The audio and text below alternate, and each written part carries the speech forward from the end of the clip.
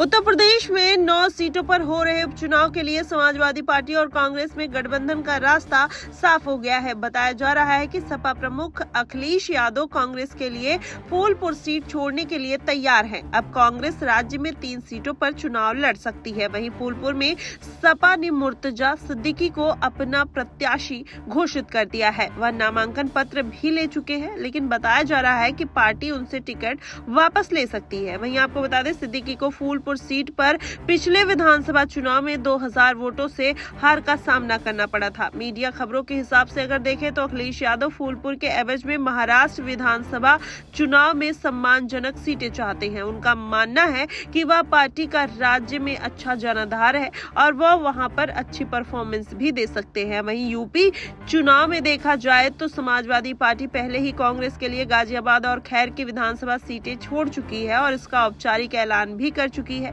हालांकि कांग्रेस 2 सीटों पर राजी नहीं है, वह 5 सीटों पर चुनाव लड़ना चाहती है। वहीं गौरतलब है कि उत्तर प्रदेश में विधानसभा में से 10 में से 9 सीटों के लिए उपचुनाव 13 नवंबर को होने वाले हैं। वहीं मुल्कीपुर सीट की बात करें तो तारीख का ऐलान नहीं हुआ है, लेकिन वहां पर चुनाव होना तय माना जा रहा है। वहीं महाराष्ट्र की सभी 288 सीटों पर एक ही चरण में 20 नवंबर को वोट डाले जाएंगे और 23 अक्टूबर को काउंटिंग होने वाली है। ऐसे में माना यह जा रहा है कि ये जो समीकरण बन रहे हैं, कहीं ना कहीं अखिलेश यादव अपनी पारी खेलने की पूरी कोशिश करते हुए नजर आ रहे हैं, लेकिन उसमें वो कितना कामयाब होंगे ये भी देखना दिलचस्प होगा। हालांकि उत्तर प्रदेश की जो लड़ाई है वो चौतरफा होती हुई नजर आ रही है, जिसमें चाहे अखिलेश यादव की बात करें या फिर भारतीय जनता पार्टी, मायावती, चंद्रशेखर आजाद, रावण और कई छोटी छोटी ऐसी पार्टियां हैं जो इस बार के उपचुनावी मैदान में उतरने के लिए पूरी तरीके से तैयार है। माना यह जा रहा है चिराग पासवान भी उत्तर प्रदेश के उपचुनाव में शिरकत कर सकते हैं।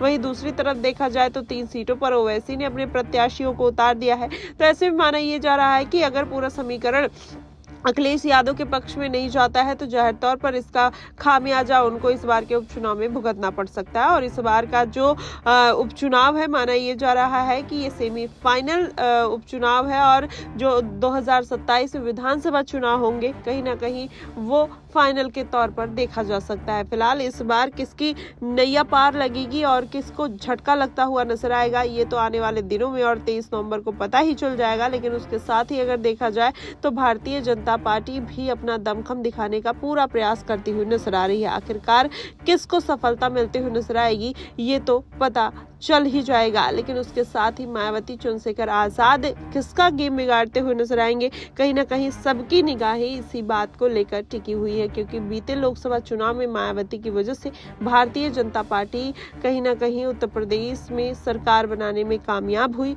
और यही कारण है कि चंद्रशेखर आजाद, रावण का भी कॉन्फिडेंस बढ़ता हुआ नजर आए। देखना ये होगा कि आखिरकार फैसला किसके पक्ष में होगा।